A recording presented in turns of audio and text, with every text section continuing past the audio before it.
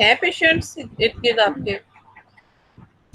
जी ma'am. Ma'am क्योंकि वो वो आप पूछ रही थी कि आपके दोस्त की डेथ कैसे हुई, तो मैम जिसकी भी वो कोविड की वजह से हुई थी, बाद में उसकी रिपोर्ट आई थी, मुझे पता चला। हम्म। असल में ना आपने उस वक्त मुझे क्या बताया था? मैम मैंने वो किडनी का बताया था। हाँ, आपने किडनी का बताया था। एक्चुअली आजकल जो हार्ट अटैक्स भी हो रहे हैं ना, कहते हैं कि जी एकदम हार्ट अटैक हो गया है या दिल बंद हो गया है या ब्रेन हेमरेज हो गया है, इन सब के पीछे भी वही कोविड ही है। जी मैम। जी क्योंकि मैम, इसका भी इसी वजह से हुआ था। इसकी सिम्टम्स अब बहुत डिफरेंट हो गई हैं। मतलब पहले ये होता था कि आपको जुकाम हो गया, ये खांसी हो रही है या कुछ, अब तो ये मतलब उस तरह से बिल्कुल आपके फेफड़ों को इफेक्ट करने की बजाय ये डायरेक्ट आपके खून को गाढ़ा कर देता है और वो उसका खून का कोई क्लॉट जो है वो आपके ब्रेन में जाके फंस जाता है या फिर आपको हार्ट अटैक हो जाता है। तो इन सब के पीछे भी यही रीजन नजर आ रही है। जी मैम, बिल्कुल इसी तरह। चले अल्लाह मियाँ रहम करें। और मतलब बिहाड़ी जो था वो अब तक सेफ ही रहा है, लेकिन 2-3 दिन पहले से ये काफी मतलब चौथे पांचवें नंबर पे चला गया पंजाब में। जी मैम। Excuse me ma'am. जी जी। मैम जैसे मतलब पहले कोरोना का हम कहते थे कि मास्क पहने ताकि एक दूसरे को ना हो, तो ये जो आप बता रहे हैं कि दिल और ये दिमाग का जो हो रहा है, तो ये भी वैसे ही है कि मतलब दूसरे को हो सकता है उससे? बिल्कुल हो सकता है। मैम ये हमारे जानने मतलब जानने वाले भी मतलब नहीं है स्कूल में। एंटर एंटर जो होना है बॉडी में वो तो आपके माउथ या आपके नोज या आपकी आईज के थ्रू ही होना है। अंदर जाके वो आपके फेफड़ों को इफेक्ट करता है या डायरेक्टली वो आपके ब्लड में शामिल हो जाता है, ये उसकी मर्जी है। मतलब उसके जी जो आपके अंदर एंटर होने के रास्ते हैं वो यही है जो आपके फेस पे मौजूद है। इसीलिए कहते जी हैं कि आप अपने फेस को टच ना करें, अपने जी। नाक और मुंह के अंदर ना जाने दें। हम लोग यूजुअली मास्क पहनते हैं तो उसमें से अपना नाक बाहर निकाल लेते हैं, यस हालांकि मैम। नाक में से भी वही हवा अंदर जा रही है जो मुंह में से जा रही है। बल्कि ओके शुरू मैम। शुरू में तो कह रहे थे कि अपनी आईज को भी कवर करें आप, लेकिन आईज को कवर करना शायद इतना पॉसिबल नहीं है। लेकिन ये जो मास्क के थ्रू जितनी चीजें कवर होती हैं वो तो एटलीस्ट जरूर करनी चाहिए। लेकिन बस अल्लाह मालिक है। अब ये है कि घरों में रहें। आपको ऑनलाइन क्लासेस की फैसिलिटीज अगर दी गई हैं तो आप लोग बाहर ना निकलें, लोगों से ना मिलें। अगर आपके घर में रिश्तेदारों का आना जाना है तो उसको भी कम से कम कर दें। तो यही प्रिवेंशन हो सकती हैं। Okay ma'am. चले बच्चे, आज का फिर हम लोग कल थे मेरा ख्याल है फर्स्ट लैंग्वेज एक्विजिशन के लास्ट कॉलम पे और उसको हम डिस्कस कर रहे थे। Excuse me ma'am. जी जी। मैंने वो फंक्शनलिज्म का सेकंड कॉलम पिक कर लिया था अभी थोड़ी देर पहले प्रिपेयर, तो अगर आप कहें तो मैं उसको प्रेजेंट कर दूं।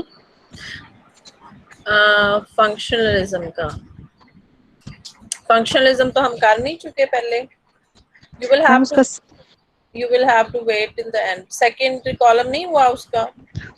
No ma'am, it was assigned to me, और मैंने लास्ट डे जो है और लास्ट वीक भी क्लास अटेंड नहीं की थी।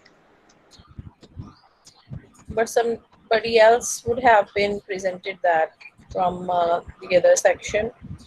हो गया था वकार? Okay ma'am. बताएं जरा। लेकिन यस आप मैम, ने भी एक्सप्लेन कर दिया था। चले ठीक है। लेकिन मैं wish you can wait till the end. If we find some time in the end, if we finish other presentations, तो then you can remind me के टाइम ओके है तो। हाँ जी, क्योंकि हम पहले अपना at syllabus cover okay ma'am, करेंगे। एट हाँ द एंड जी। Of this lecture ma'am. Yes yes yes. Okay okay ma'am. जी बच्चे, कल कोई बच्ची वेट कर रही थी जिनकी बारी नहीं आई थी। शी वाज कोमल यस और ma'am. Kausar I think. Kausar yes थी या मैम, अस्सलाम वालेकुम। वालेकुम सलाम। कौसर है ना आप? Yes ma'am. चलें, KP English learning. Yes ma'am. चलें शुरू हो जाए फिर। Okay, assalamu alaikum everyone. I'm going to present the last column of first language acquisition. इसमें जो है 3 पॉइंट्स डिस्कस किए गए हैं। पहला ये है कि grammar of language is not learn but grows, कि जो लैंग्वेज होती है बच्चों ने जो पहले से उन्होंने लर्न की होती है यहाँ पे वो ग्रो करती हैं। यानी कि फॉर एग्जांपल अगर हम एक प्लांट की एग्जांपल लेते हैं, बच्चे एज प्लांट, एक सेकंड जरा ना, यूनिवर्सिटी से कॉल आ रही है, एक मैं बस एक कोई 10 सेकंड की बात करूंगी सिर्फ। Yes ma'am.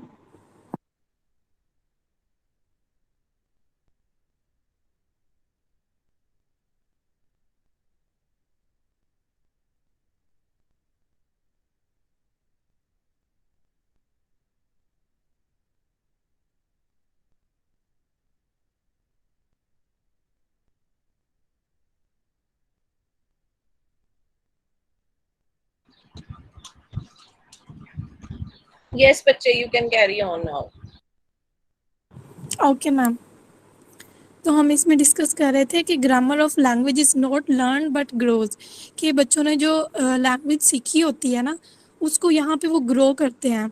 जैसे हम एक प्लांट की एग्जांपल लेते हैं, as plants grows in response to nutrients and lights, so the first language grammar grows in response to sample of language spoken around the child, कि वो चाइल्ड के जिस तरह का उसको एक्सपोजर मिलेगा वो फिर उस लैंग्वेज को उस लिहाज से ग्रो करेगा। ठीक है।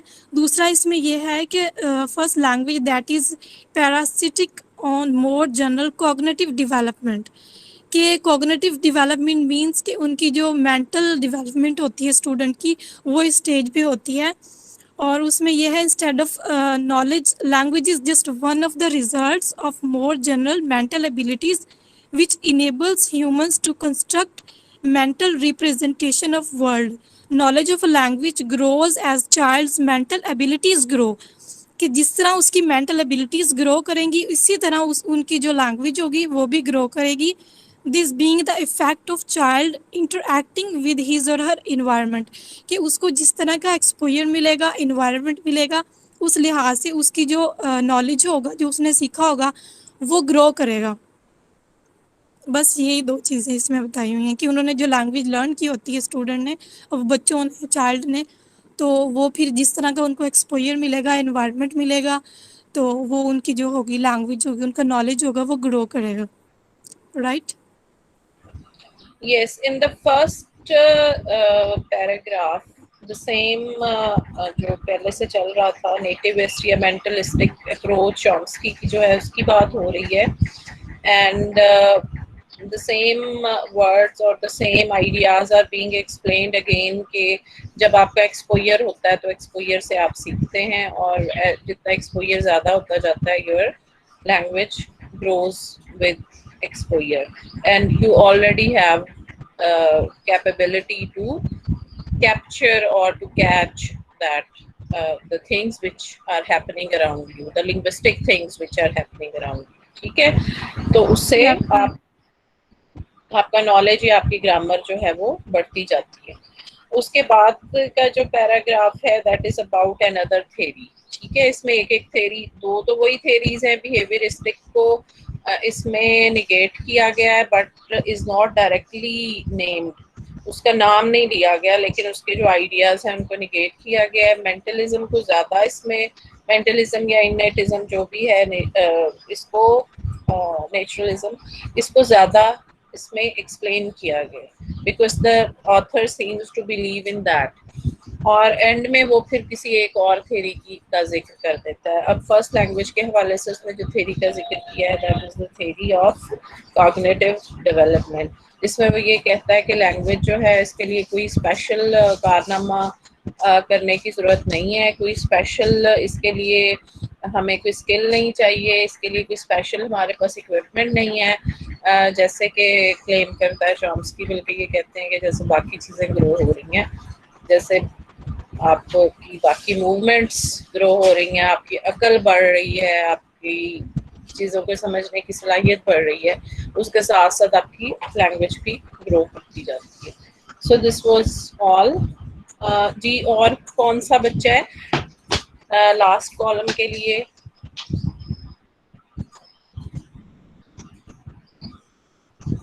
Is there any other student?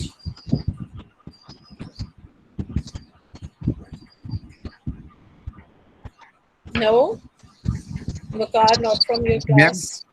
Ma'am हमारी क्लास में मिसबा रानी का है। कौन है बच्चे? Ma'am Misbah Rani Is she here? Is she around? No If she's okay, if she's not around, just note that and we will move ahead. Second language acquisition, first column.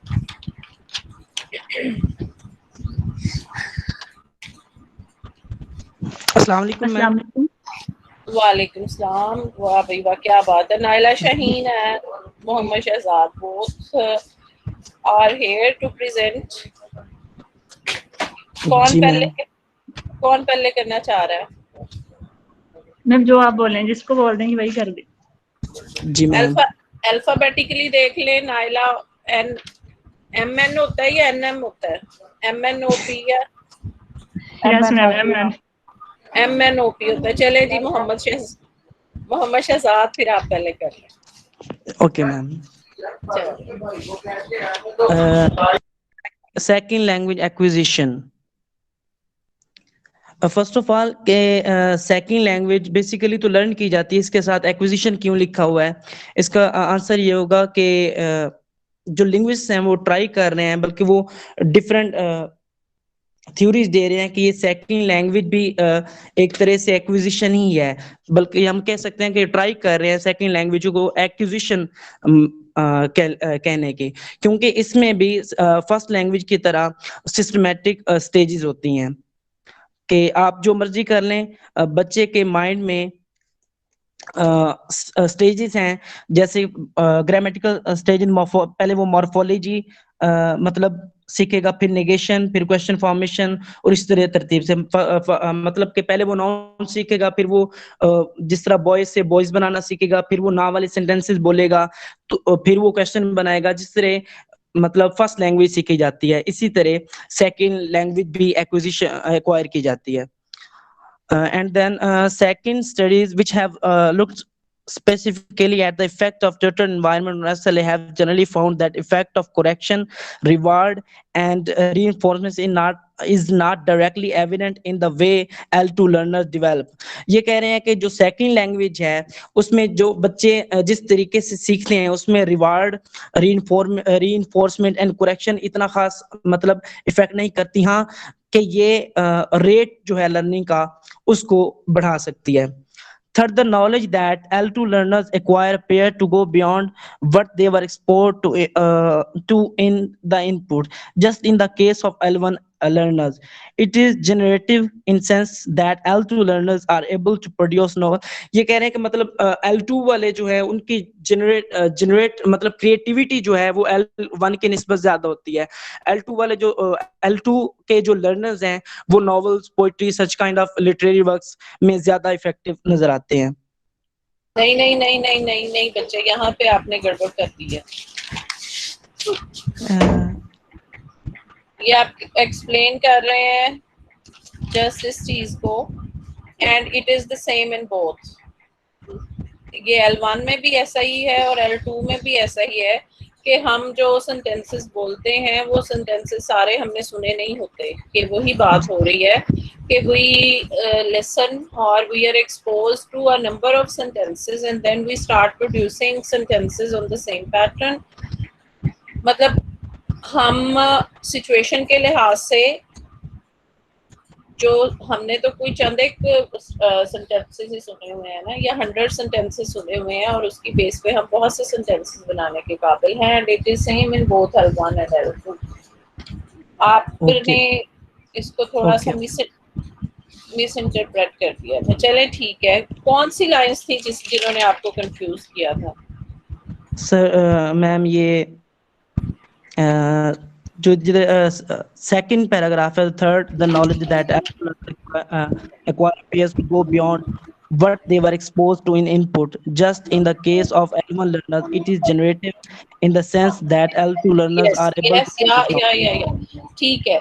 यहाँ पे अब जनरेटिव वर्ड क्या है उसकी एक्सप्लेनेशन भी आ जाती है, ठीक है? जी मैम।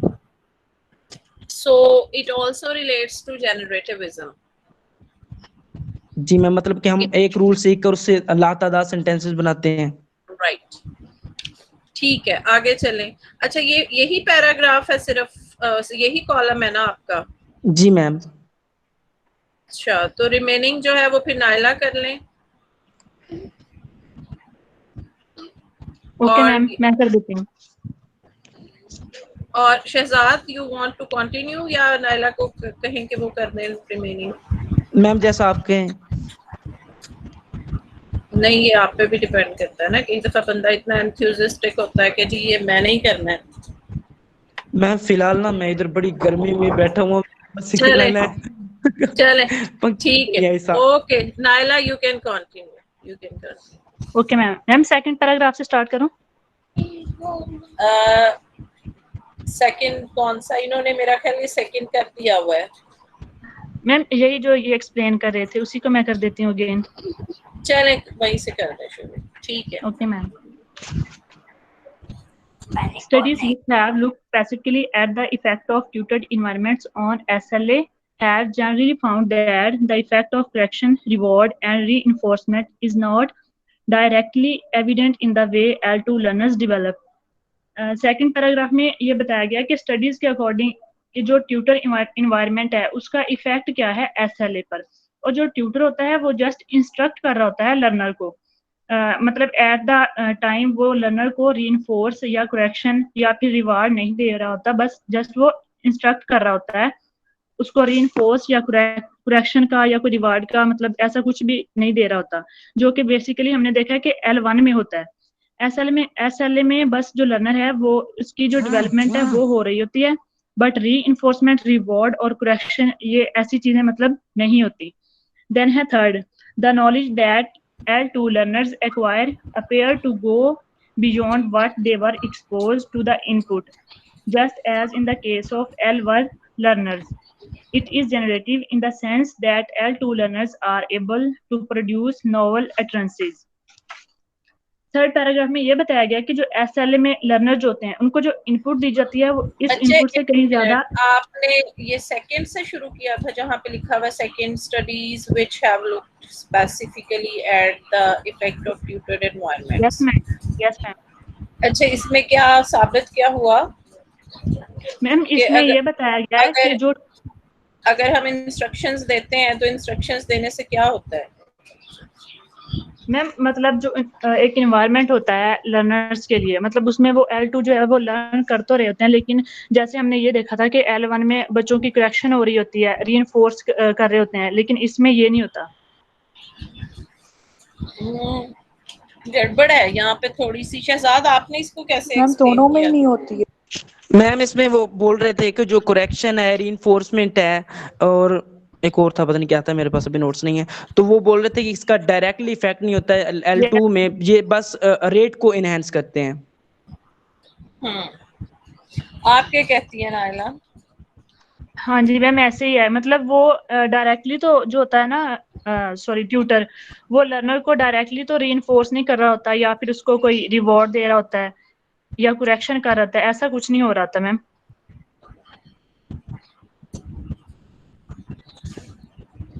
मैम ऐसा कुछ हो रहा होता है बट वो सिर्फ रेट को करता है, अगर वो ना भी हो तो लर्निंग पॉसिबल है, ये नहीं है कि अगर ये 3 नहीं होंगे तो लर्निंग नहीं होगी। बात यहाँ हो रही है वो डायरेक्टली नहीं हो रहा था ना, वो हो रहा होता है लेकिन उसका असर क्या होता है ये हमने देखा।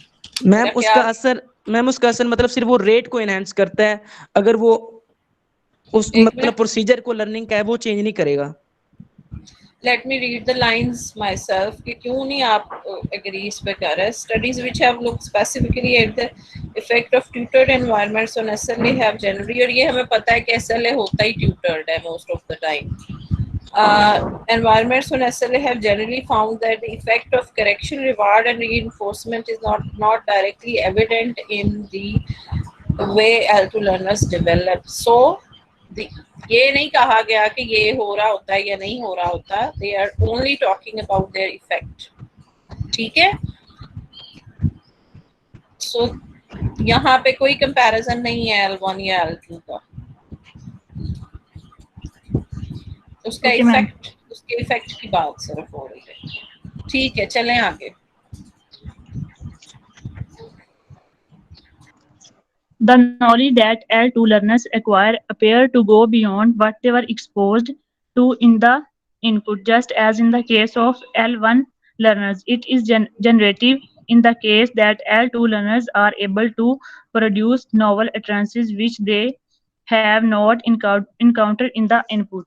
इस पैराग्राफ में मैम ये बताया गया कि SLA में जो लर्नर्स होते हैं उनको इनपुट तो दी जाती है, वो इस लेकिन वो इस इनपुट जो उनको इनपुट मिली है वो इससे ज्यादा उनका एक्सपायर हो जाता है, यानी लर्नर्स का जो एक्सपायर है उसकी इनपुट से कहीं ज्यादा होता है।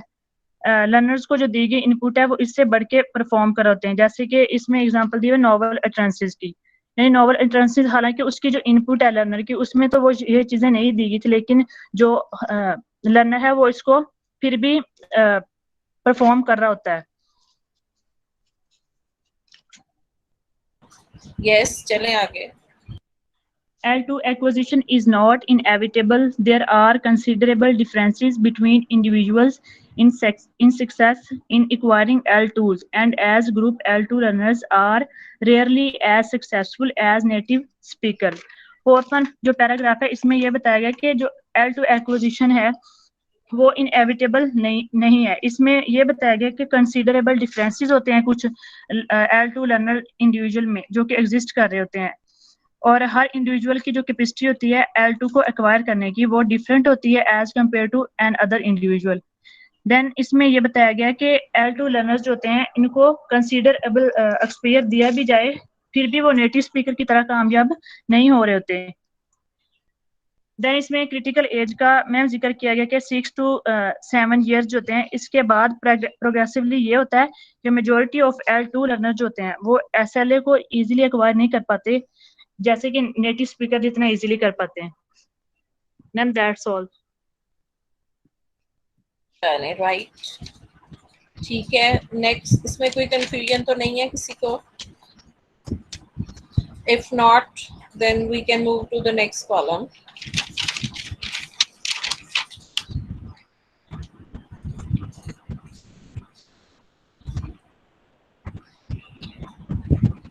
Yes, who is for the next column?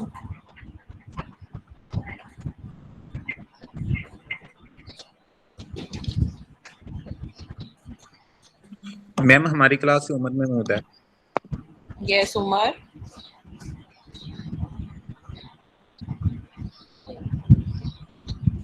Where are you, Umar? He's not around.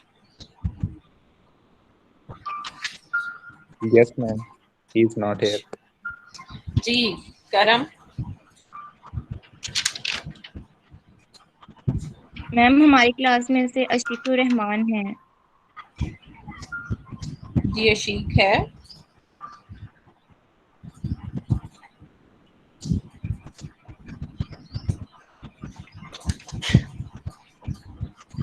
Ma'am I think वो भी नहीं है क्लास में। अच्छा, इन दोनों को एब्सेंट करें, ठीक है? इनको एब्सेंट करें और नेक्स्ट जो बच्चा है लास्ट कॉलम में, मतलब ये खत्म हो गया अब, ये लास्ट वाला एक ही उसको मिला हुआ था, साइन हुआ था, या नेक्स्ट कॉलम किसी और के पास है? मैम मेरे पास भी ये second column second language acquisition का। सेकंड लैंग्वेज एक्विजिशन का सेकंड कॉलम है आपके पास? जी मैम। चलें ठीक है बच्चे, आप करें present.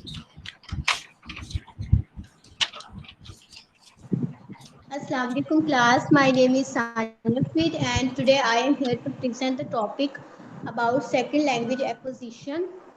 I am fine and I hope you all will be also fine, and today I will discuss with you some points that are related to about second language acquisition.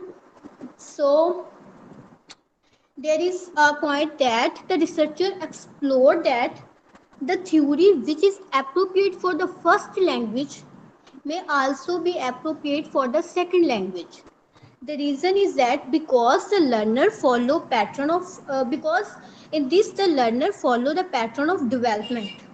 Okay, and the researcher hypothesized that in the construction of L2 language, learner have access to the principles and parameters of universal grammar.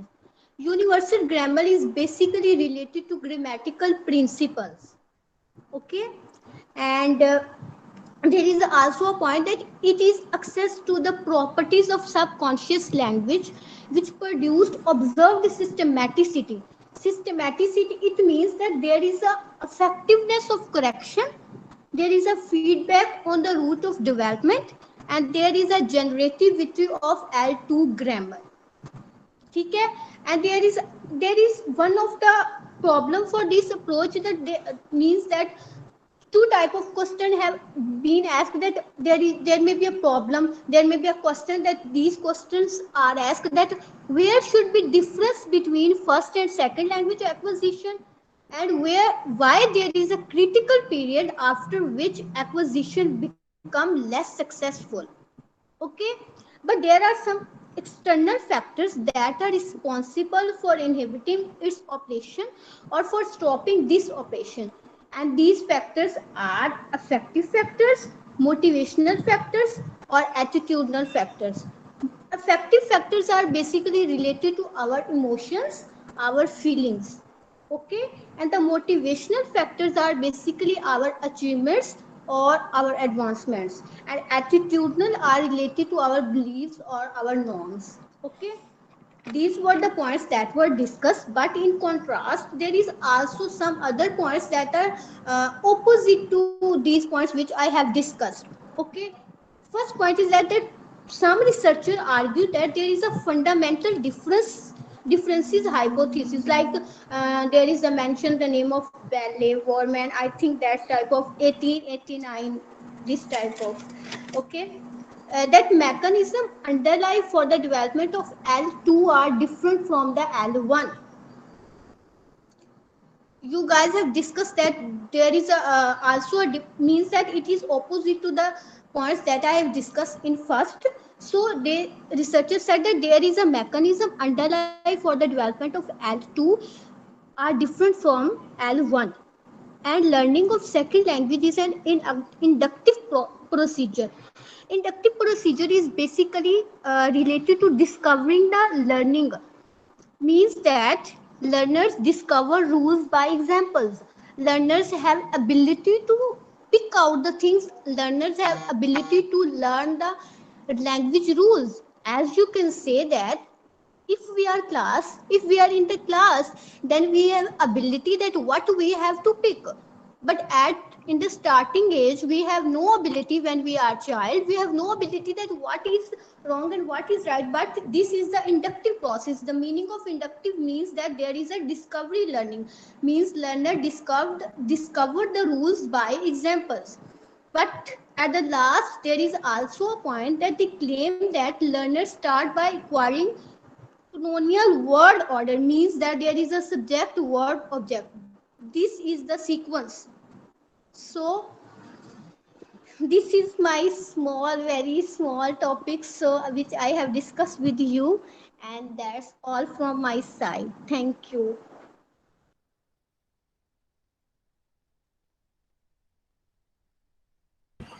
Yes, so we learned about firstly there was a continuation of the naturalistic approach or nativist approach और mentalistic approach, ये सारे एक ही नाम है. So we learnt about the effect of critical period hypothesis, or the effect of critical period which was not there in L1, and in the last she talked about the fundamental difference hypothesis, and in this it was discussed that L2 is learnt by, किससे learnt किया जाता है इसे, inductive approach से. And I gave you an example of a person, जब मैं आपको पढ़ा रही थी कि if a person who knows very little about any foreign language or any second language, और वो चला जाता है बाहर कहीं काम करने जहाँ पे L2 बोली जा रही है, तो what he will do that he will learn, he will keep on observing that what's going on around him, कि इसको मुख्तलिफ फंक्शंस के लिए कैसे यूज़ किया जाता है लैंग्वेज को, तो फिर उससे he tries with hit and trial. He picks the rules, the person picks the rules and then tries to apply those rules, और in this way वो सीखता है, और इसको ही हम कहते हैं inductive approach. Sania, in the end there was canonical word order. Canonical हम कहते हैं sequence को, ठीक? तो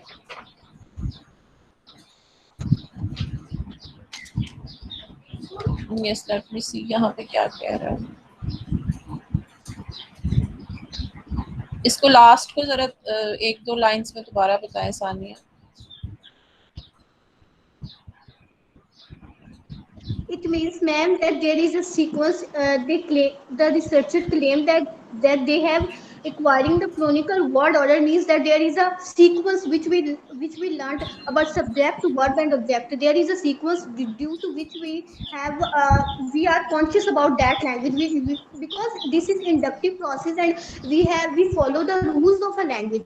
So that's why this is the basic sequence: subject, verb, object. So they follow this. So the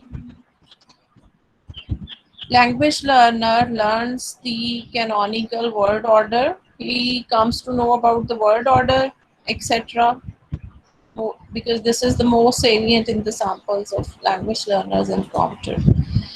इसमें सबसे पहले जो चीज़ सीखी जाती है वो word order होता है, because it's the ये सबसे ज़्यादा prominently नज़र आ रहा होता है कि जब भी कोई sentence आप use कर रहे हैं तो is there the object which comes in the beginning, or is there the verb which comes in the beginning, or is there the subject which comes in the beginning. So this is perhaps the biggest things which is prominent, तो इसको सबसे पहले सीखा जाता है. And encounter, then acquire a property which places non-finite verb forms at the ends of sentences, because operations involving the beginnings and ends of sentences are the most salient text to canonical word order. So this is about कि कौन सी चीजें जो हैं वो ज़्यादा, this is about the word, the क्या वो था natural order. ठीक है कि when you are learning a second language like the first language में जो sequence या order है वो और तरह का है, वहाँ के stages और हैं, और यहाँ पे जो stages हैं वो structures के लिहाज से हैं कि what you are learning first and what you are learning second and what you are learning at the third number. तो सबसे पहले subject verb object को learn किया जाता है, उसके बाद non-finite verb को learn किया जाता है, because these seem to be the next salient. सबसे ज़्यादा prominent जो है वो subject verb order है, subject verb object order. उसके बाद जो चीज़ ज़्यादा salient है वो है placement of non-finite verbs, and then subsequently acquire an operation which involves categories internal to the sentences. उसके बाद दूसरी चीजें सीखी जाती हैं.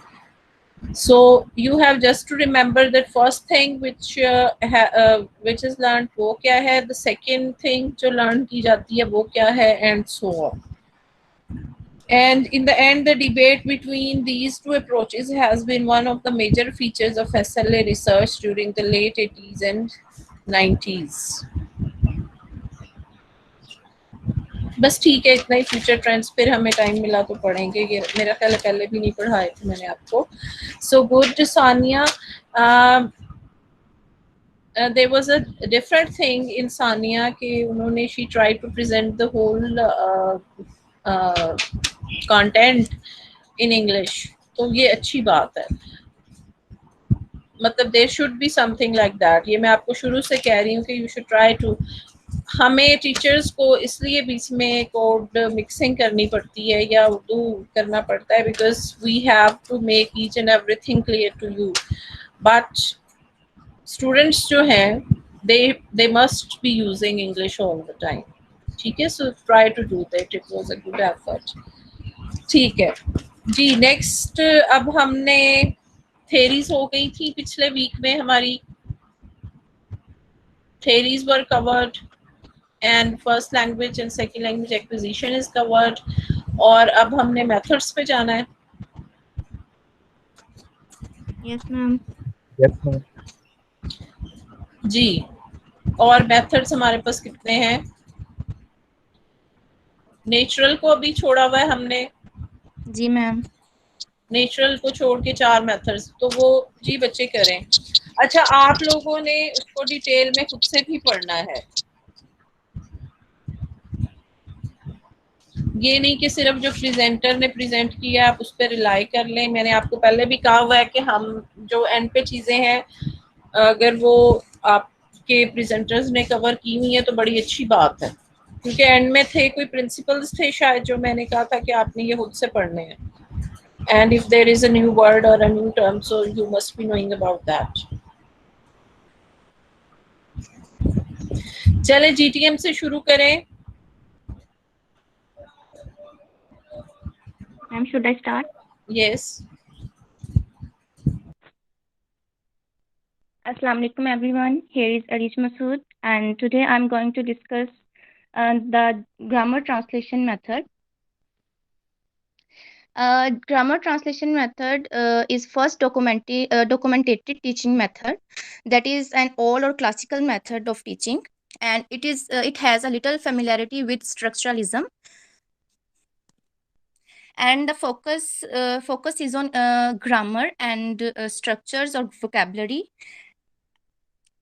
and the skills that are focused are reading and writing in this method, and literature is used to taught language in this method. So the students are provided some passages or some reading comprehensions for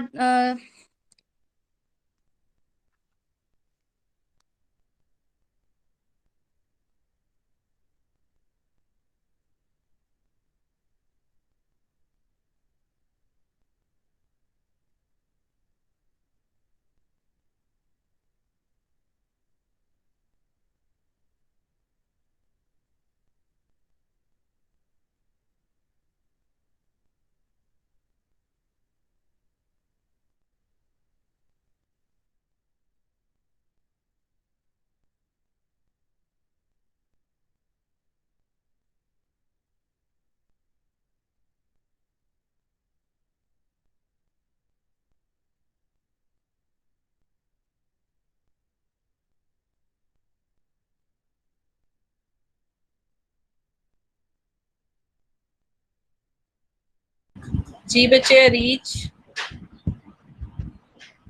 ma'am उनके side पहले ही net issue था, जी reach I think आ तो उसकी रही वजह हैं। से left हो गई। नहीं, अभी शो तो हुआ था उनका आइकॉन दोबारा। चले कोई yes और ma'am. बच्चा। Sorry मैम, जी वो नेट का कुछ बन गया था। चले ठीक है, आप करें presenter. Okay. And the But purpose of learning. try to be Yes quick, ma'am. Reach. Quick, Yes ma'am. quick, हाँ सही। And the purpose of learning foreign language is to be able to read literature that is written in targeted language, and for this purpose students need to learn about grammar rules and vocabulary of that language.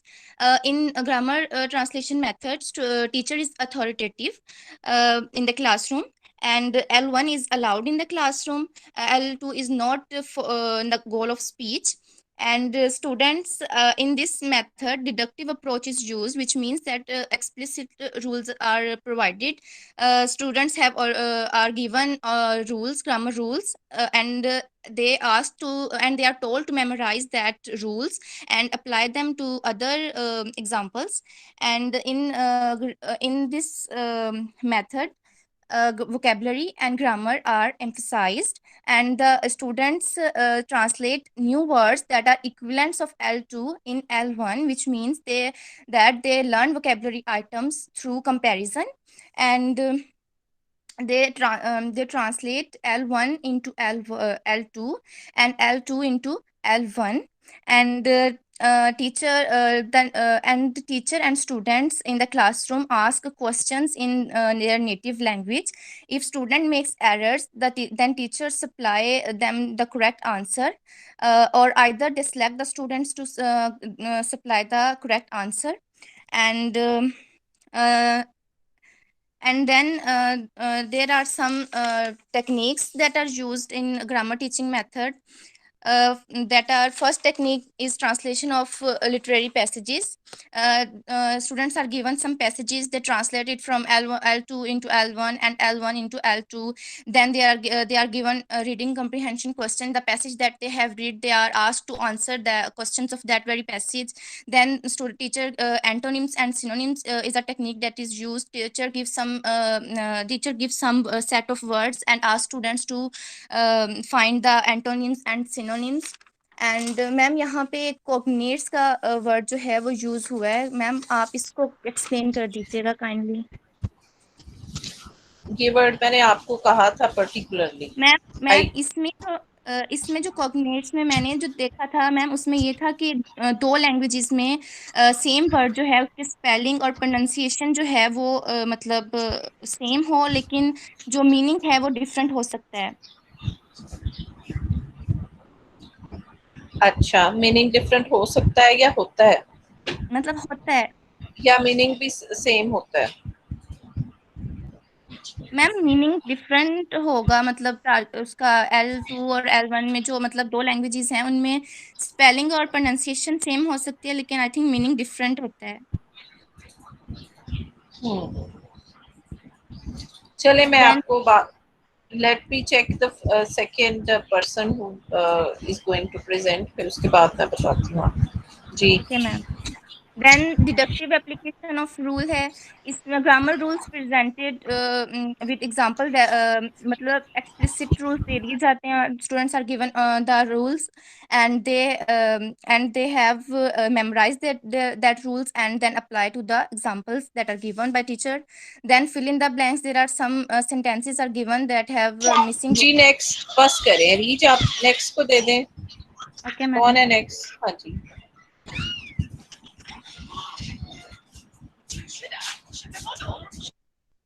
Good morning, everyone. I hope you all are doing great. I am Jumla Naeem, and today my topic of presentation is GTM. And GTM is short for Grammar Translation Method. So this is also known as old method or classical method because it has been used for the teaching of classical languages such as Latin and Greek. And this method is resemble with structuralism and it had little bit similarity with audiolingualism. ठीक है.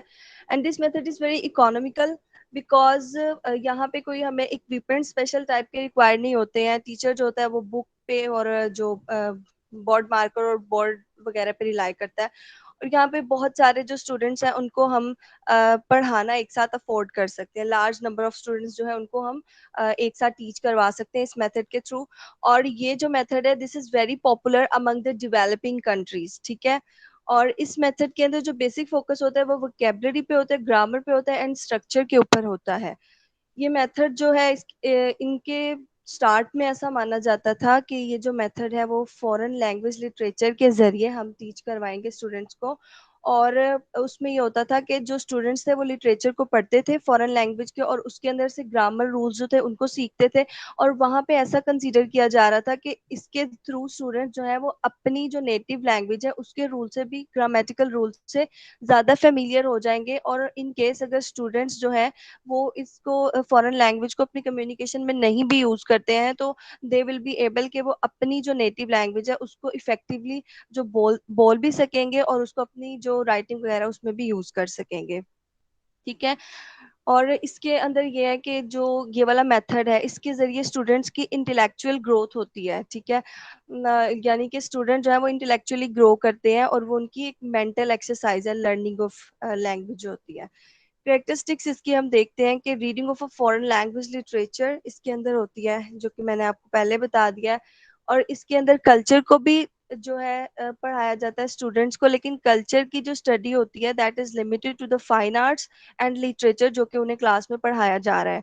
Students होते हैं इसमें translate करते हैं एक language से दूसरी लैंग्वेज में। बेसिकली जो मैंने देखा था कैरेक्टरिस्टिक्स में वो ये था कि जब स्टूडेंट्स क्लास में ट्रांसलेट करते हैं तो वो जो टारगेट लैंग्वेज होती है उससे अपनी नेटिव लैंग्वेज में करते हैं, और इवैल्यूएशन में देखा था कि जो उनको ट्रांसलेट करवाया जाता है वो उनकी नेटिव लैंग्वेज से टारगेट लैंग्वेज में होता है। तो टीचर एंड स्टूडेंट्स जो होते हैं वो दोनों कम्युनिकेट करते हैं इन देयर नेटिव लैंग्वेजेस, और टारगेट लैंग्वेज होती है वहाँ पे इनका गोल ऑफ कम्युनिकेशन नहीं है कि स्टूडेंट्स को या टीचर जो है वो कोई उनके लिए लिमिटेशंस नहीं है कि वो L1 को यूज नहीं कर सकते और सिर्फ टारगेट लैंग्वेज को यूज करना है। इन लोगों ने जो प्राइमरी अटेंशन दी थी that was on the reading and writing skills, और जो लिटिल अटेंशन थी इनकी लिसनिंग और स्पीकिंग स्किल्स के ऊपर थी, और प्रोनाउंसिएशन जो थी वो बहुत बहुत ही कम उसके ऊपर जो है फोकस किया गया था। स्टूडेंट्स होते हैं ट्रांसलेट करते हैं वोकैबुलरी आइटम्स को अपनी नेटिव लैंग्वेज के अंदर, और उनके नेटिव लैंग्वेज में जो वोकैबुलरी यूज हो रही है टारगेट लैंग्वेज में उसके इक्विवेलेंट्स को ढूंढा जाता है, ठीक है, ताकि स्टूडेंट जो होते हैं मीनिंग्स को समझ सकें इजीली। और जैसे हमने देखा था अच्छा बच्चे जुमला, Yes, these ma'am. were these were the things which we discussed. All right, इस ma'am. इसके एंड में जो चीजें थी जो मैंने कहा था आपको कि वो क्या था, what was the title, कि ये आपने खुद से करने हैं because these are related to what we are doing here. Ma'am उसमें से एक्चुअली मैम वो एक्चुअली मैंने ना सारा रीड किया था, तो उसमें से जो मुझे पॉइंट्स ज़्यादा अच्छे लगे वो मैंने सब एक साथ मिक्स करके लिख दिए हैं। और मैम एक्चुअली वो जो आपने हमें पढ़ाया था ना वो सारा उसी की डिटेल्स थी और बहुत ज़्यादा लेंथी लिखा हुआ था। बाकी यह है कि मैंने that was reviewing the principles and reviewing the techniques, something like that. ऐसा ही है? यस मैम, लेकिन मैंने उन सबको एक साथ मर्ज करके लिख दिया और वो सब मैं पॉइंट्स इसमें क्लियर करूंगी फर्दर। कितनी देर लगाएंगी? Ma'am almost 5 minutes. चले ठीक है, 5 से थोड़ा कम कर दें। चलिए ठीक है मैम। ठीक है, skip the things which are being repeated or skip the things which you think that are very easy and not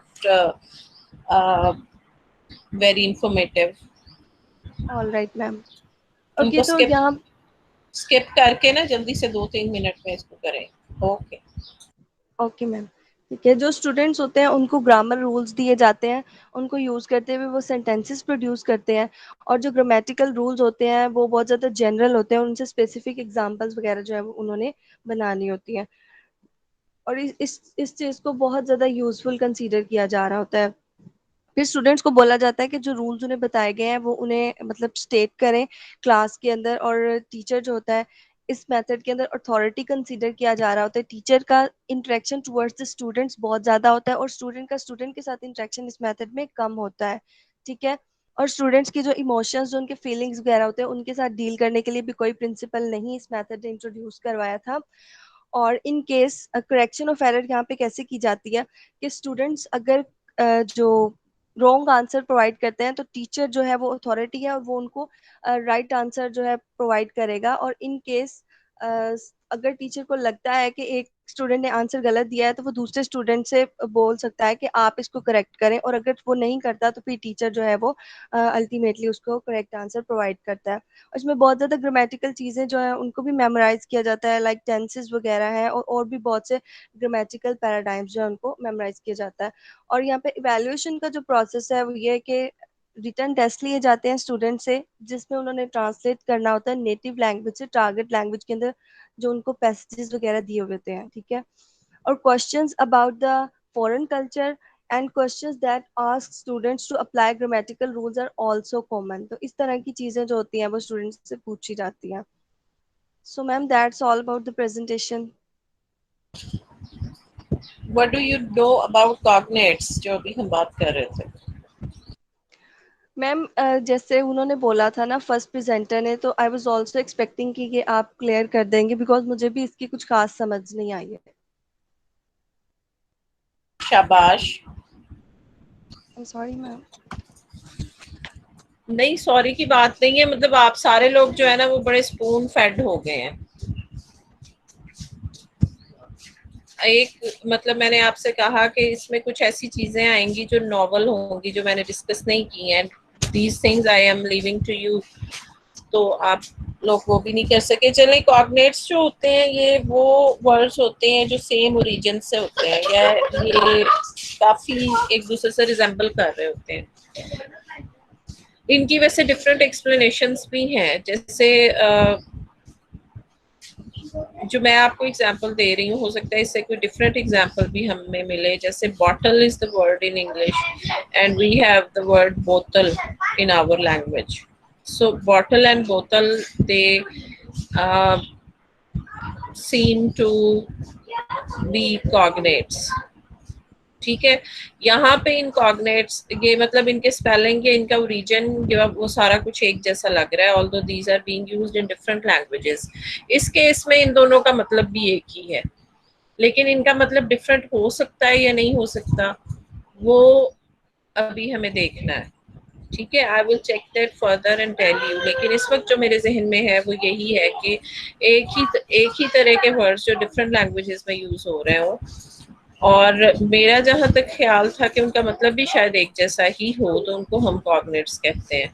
लेकिन ये जो रीज ने बात की कि उनका मतलब डिफरेंट भी हो सकता है, तो this I will check again.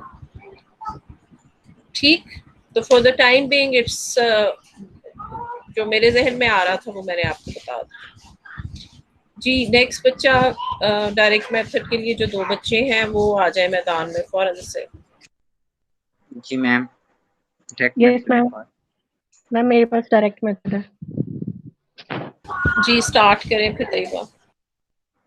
Assalamu alaikum class, how are you all? My name is Tayyiba Aslam and today I am here to present direct method. We will discuss its key points and what the approach we use during this method or in this method. Firstly, direct method, it has little bit similarity with naturalism, and as the name shows, it's direct method. L1 is not allowed to speak. You are only allowed to use L2 in this method. All 4 skills, as we know, human beings have 4 skills. We can read things, write, speak, and listen. All these 4 skills are used during direct method.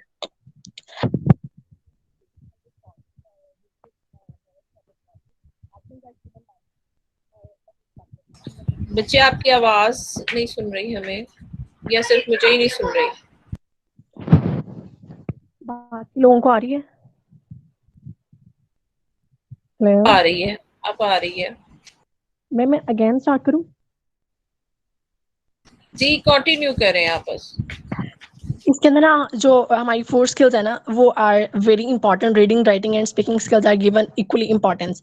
If a student do mistake during this process, then options are given by the instructor or the teacher to judge, and then students are allowed to judge and correct their mistakes by their own.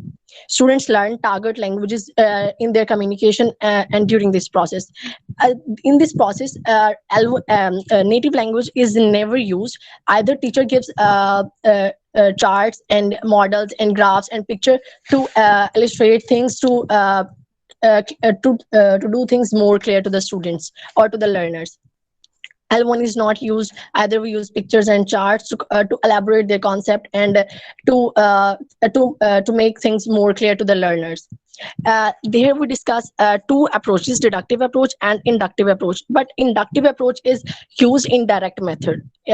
So direct method is actually the exposure of language. Reading material is given to the readers, to the learners, and they read it directly to understand it and to communicate in this method. Rules are not taught. As I said before, rules are just given to the students. Rules are given and they have to choose or to pick up the correct rules and then to use those rules in their language. And they have to expose those rules who they have made by their own. And it is expected that learners will derive rules by their own. Rules are not given to the students. ठीक है, Yes, only the input is given to the students. बेशक वो उसको listen कर रहे हैं या वो read कर रहे हैं या जो भी कर रहे हैं, they have to derive the rules. इसको ही तो हम कहते हैं inductive approach. इसमें rules की बात ही नहीं की जाती. Yes ma'am, मैम ये लिखा हुआ है कि material is given to the students and then they have to derive rules. Yes.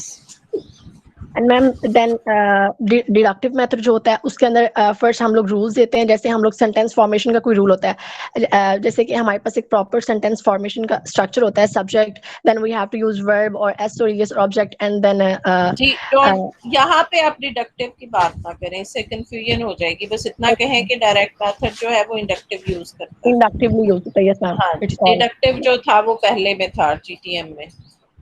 Yes ma'am, बस यही है। Yes, the next one.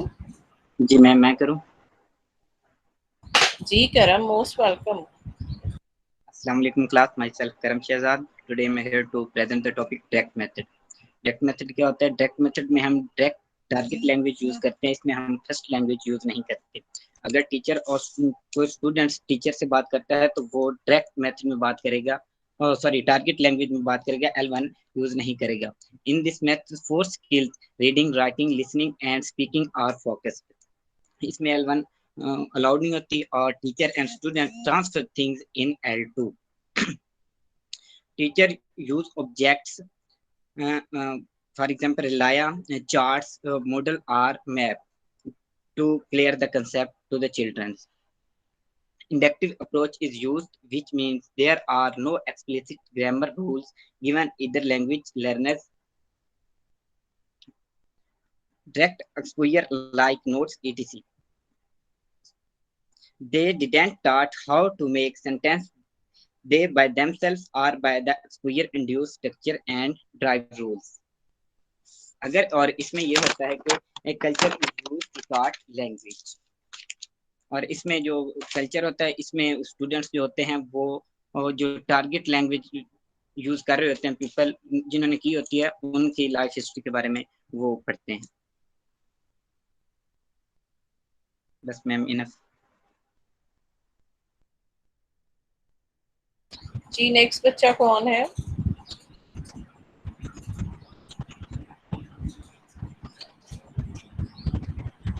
और कोई वर्ड वगैरह नहीं था या इनमें टेक्निक्स में से कोई चीज ऐसी जो एक्सप्लेनेशन जिसकी रिक्वायर्ड हो?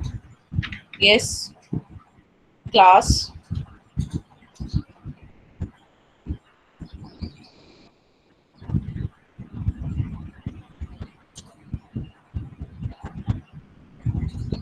जी नेक्स्ट दूसरा कौन है बच्चा डायरेक्ट मेथड के लिए?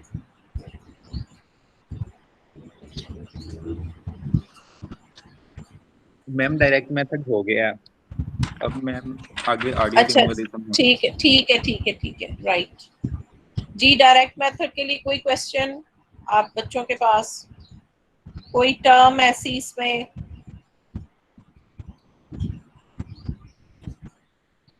जो पेपर में आ सकती हो? है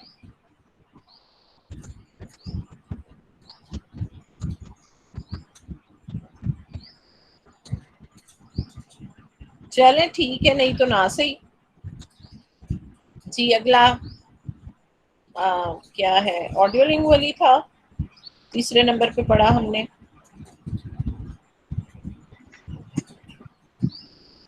अस्सलाम वालेकुम मैम। जी वालेकुम सलाम।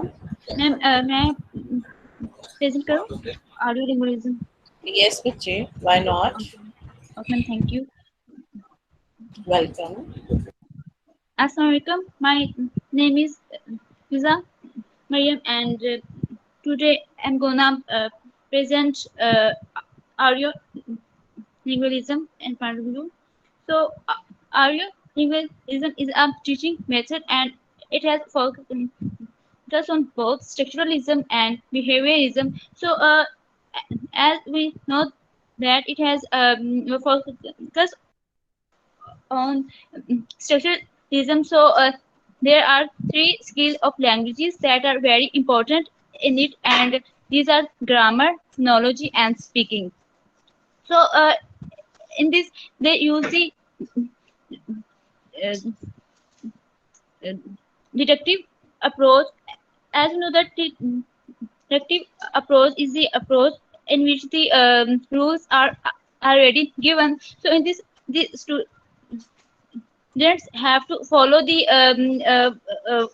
follow the instruction of their teachers, and they all have to follow what the teacher is saying to them. As you know that it has focus on structuralism, so the teacher will give more importance to the structure of that language. So here the teacher must be native speaker, because if he is a native speaker, he will have good pronunciation of that language. He will have very much information about the phonology and lexics of that language, and that's all that is required in the audiolingualism. So in this the teacher speaks and student learn, and here the students are very dependent upon the teacher. So if the native speaker is unavailable, so here the audio labs are required. So they will use the recording to taught their students.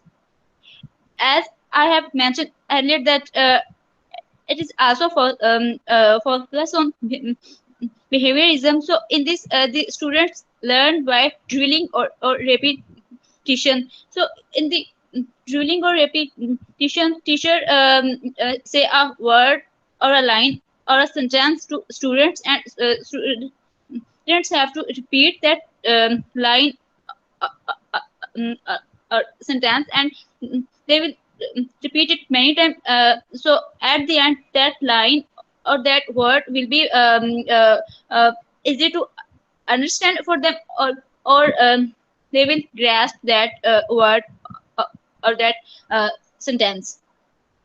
There's an other thing. The errors are stopped at this spot, because as we noted in the behaviorism, the correct language is if a student learn correct language, he will be reinforced, and if he learn the wrong language or word, that word will be stopped at this spot, and the teacher will correct the mistakes of that student.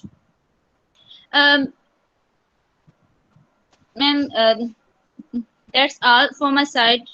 If anyone have any question or ambiguity, he can ask or she can ask me. Yes, Bache, if you have any question, you can ask Fiza.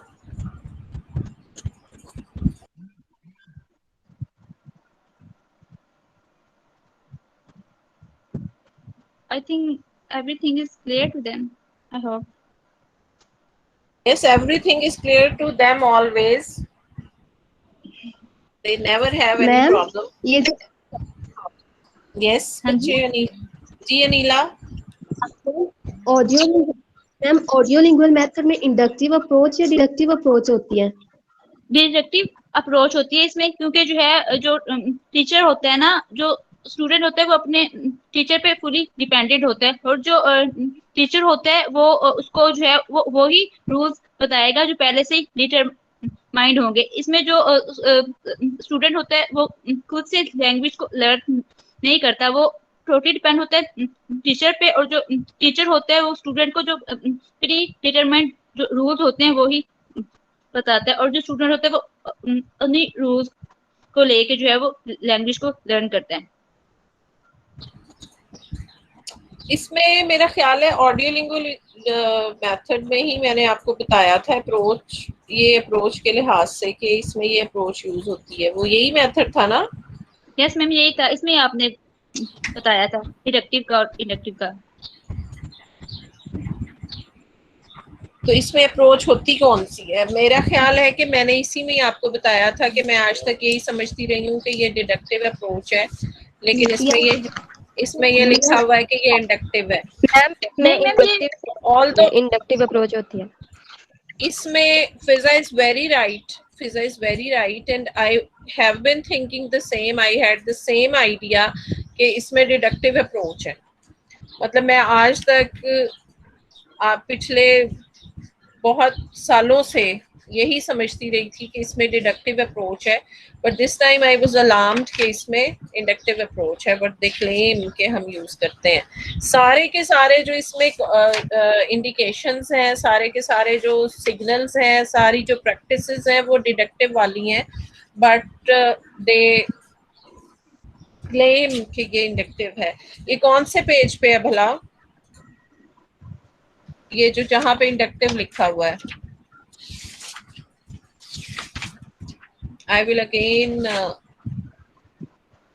confirm it. मेरे पास अभी notes नहीं है, मैंने जो है वो इन्हें अलग से नोट डाउन किया था। Yes, it's on page 42.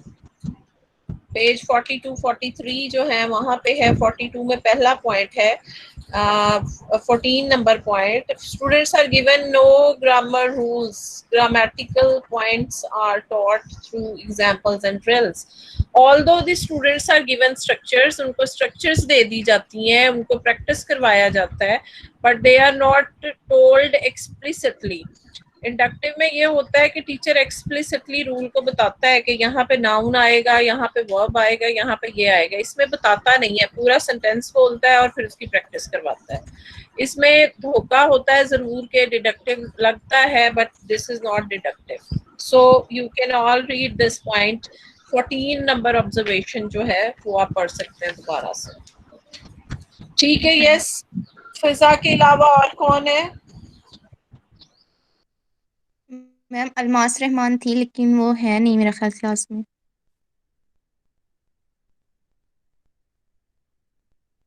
Ma'am वो कह रही थी कि उनकी तरफ कोई इश्यू है तो वो आज प्रेजेंट नहीं कर सकेंगे।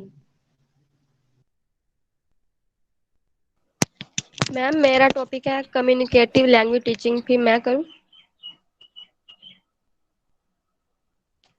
जी चलें, आप करें। Assalamu alaikum, respected teacher and dear fellows. Myself Shumaila. Today our discussion topic communicative language teaching. Communicative language teaching derive from functionalism, and so functionalism apply in this. They focus on message, function, task performance, not on form. So grammar is not important, message is important. Purpose to this theory to enable students to communicate in target language. To do this, students need knowledge of linguistic forms, meanings, and functions. Teacher, facilitator, and advisor होता है इसमें, और direction देता है students को। Teacher जो है ऐसी सिचुएशन इस्टेब्लिश करता है जो स्टूडेंट्स को प्रमोट करती हैं कम्युनिकेशन के लिए। टीचर जो है वो स्टूडेंट्स के क्वेश्चंस के आंसर करता है और स्टूडेंट्स की परफॉर्मेंस को मॉनिटर करता है। स्टूडेंट्स जो हैं वो टीचर्स की डायरेक्शन को फॉलो करते हैं और स्टूडेंट्स को लिबर्टी होती है कि वो अपने आइडियाज, ओपिनियन और थॉट को किसी भी वे में कन्वे कर सकते हैं, और उनके पास चॉइस होती है कि वो कोई भी सेंटेंस स्ट्रक्चर यूज कर सकते हैं और वो इंडिपेंडेंट होते हैं लैंग्वेज यूज में। इसके अलावा स्टूडेंट्स को डेली लाइफ के टास्क की प्रैक्टिस करवाई जाती है और स्टूडेंट्स को मीनिंगफुल टास्क दिए जाते हैं। टास्क जो है स्टूडेंट्स की रियल लाइफ से रिलेटेड होते हैं जो स्टूडेंट्स को दिए जाते हैं, और स्टूडेंट्स को ये टास्क पेयर्स में और स्मॉल ग्रुप्स में दिए जाते हैं। स्टूडेंट्स को जो इनपुट दी जाती है वो नेचुरल इन्वायरमेंट से होती है और वो चीज़ें एक्चुअली हैपन होती हैं। Students learn vocabulary and grammar from the activity. This vocabulary and grammar specific for this activity, function और communication. स्टूडेंट जो ग्रामर और vocabulary लर्न करते हैं वो इस कम्युनिकेशन के लिए स्पेसिफिक होती है। Students native language is permitted in CLT, but target language should be used not only during communicative activities but also for explaining the activities to the students or in assigning homework. They focus on fluency, not on accuracy. They tolerate errors or ignore, but they note down errors during fluency-based activities and return them errors during accuracy-based activities. Students work with language at the discourse level, and they must learn cohesion and coherence, those properties of language which bind the sentences together. That's all from my side.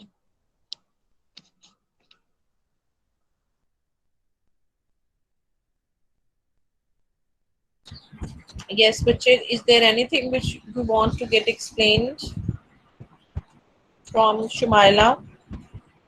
और ma'am इसमें inductive approach होती है। मैंने ये पूछना था आपसे कि इसमें जो स्टूडेंट्स को रूल जो नहीं दिए जाते वो एक्टिविटी से लर्न करते हैं जो कि उससे स्पेसिफिक होते हैं।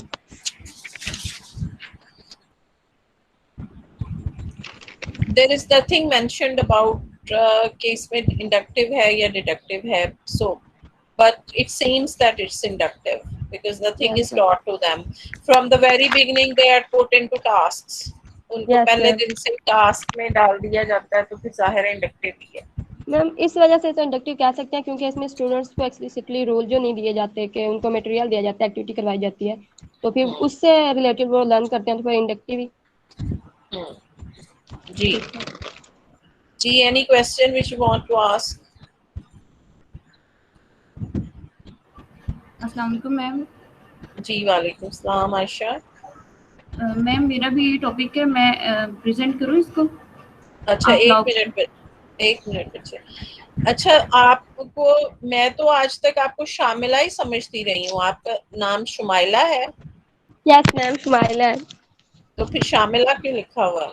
मैम वो स्पेलिंग मिस्टेक हो गई थी जब आईडी कार्ड बना था।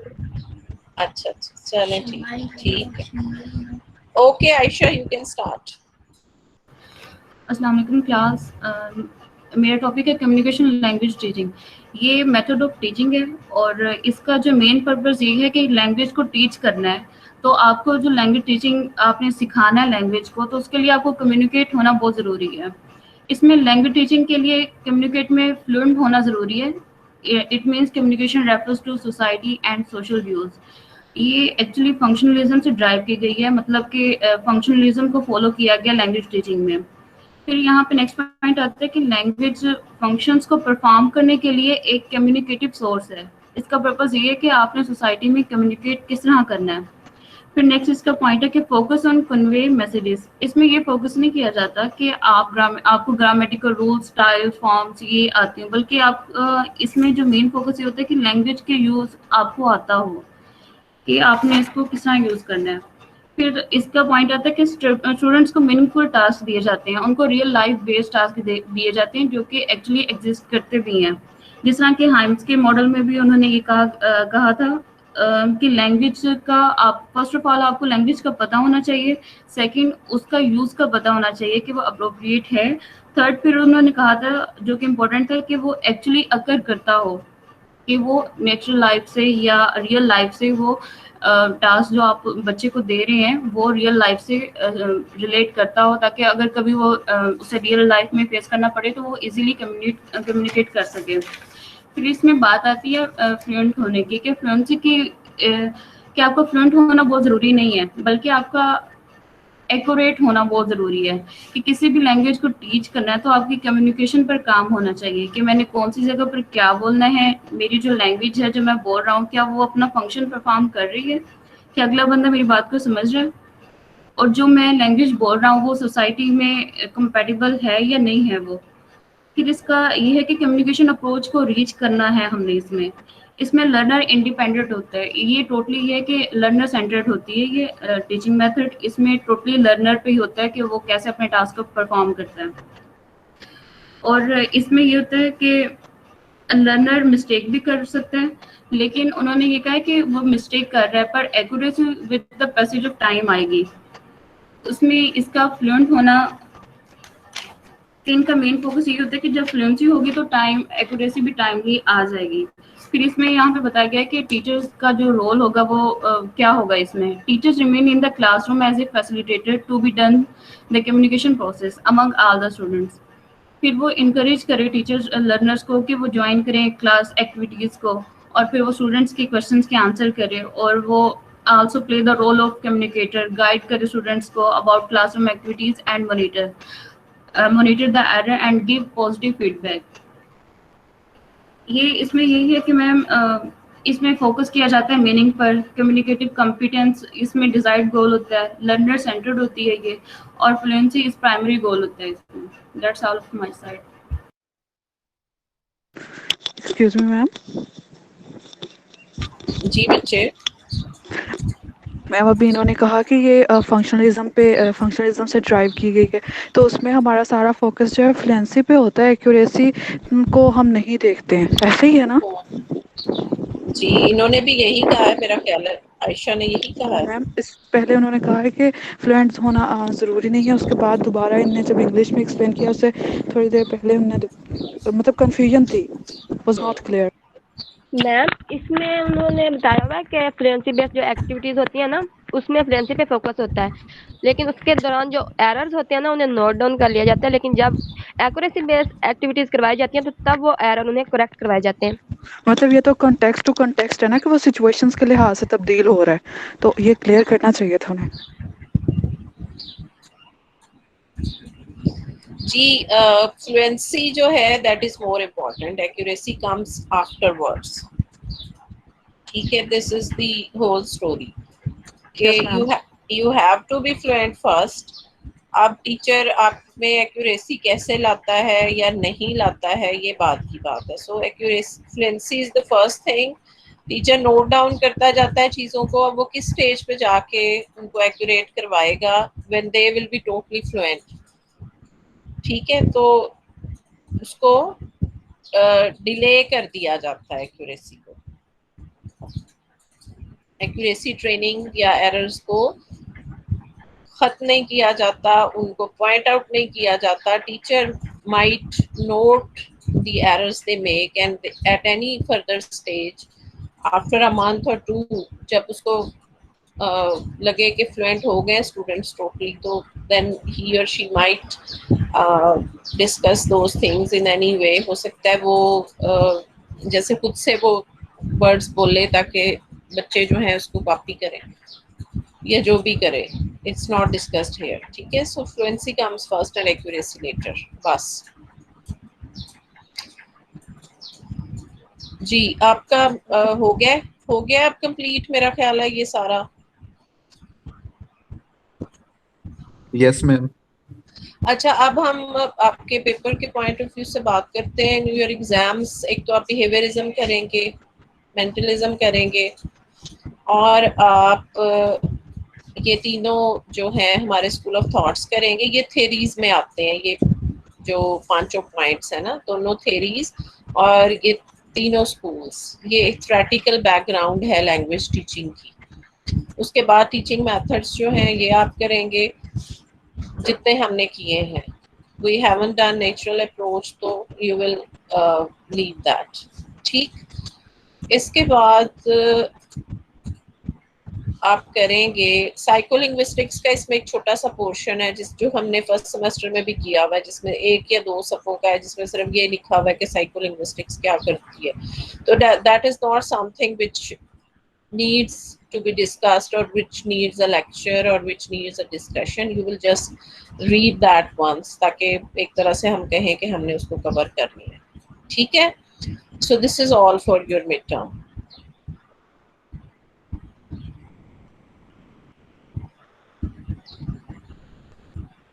ठीक है, have you all noted it?